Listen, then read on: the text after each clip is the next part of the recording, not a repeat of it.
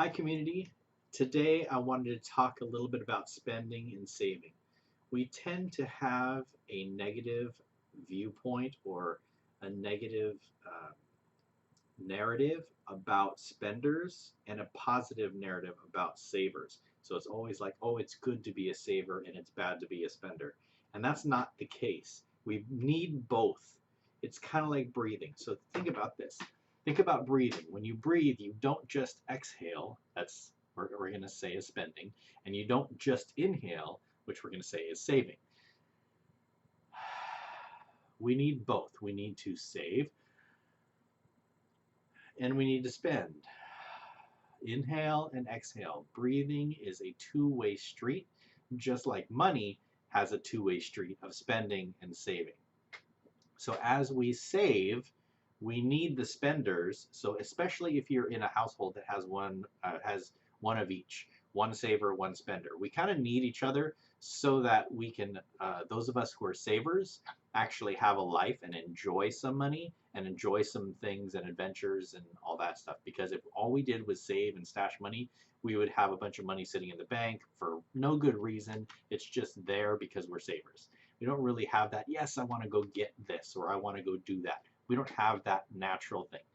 And those of us who are spenders will basically spend our way out of our existence if we don't have the savers in our life.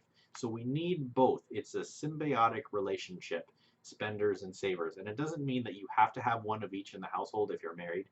But so, for example, my wife and I are both spenders. Now, I have the discipline built in to save so that I can spend things, and she has the discipline in to save so that she can spend as well. It's a little bit stronger in me because I've built these patterns in my life for a lot longer.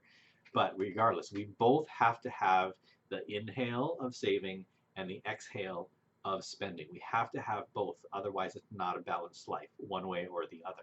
So make sure that you're inhaling, saving, and exhaling, spending as well in your entire budget. So as you're putting your budget together, make sure you have areas and disciplines and habits to save money and to invest money, and then also build in line items to spend money. And it doesn't have to be, in fact, it shouldn't just be your groceries and your utilities and your mortgage or your rent or those things. It has to be some fun things as well, not just the obligations of life. Remember, we're always talking about these things and not getting into that guilt or shame of just doing obligations.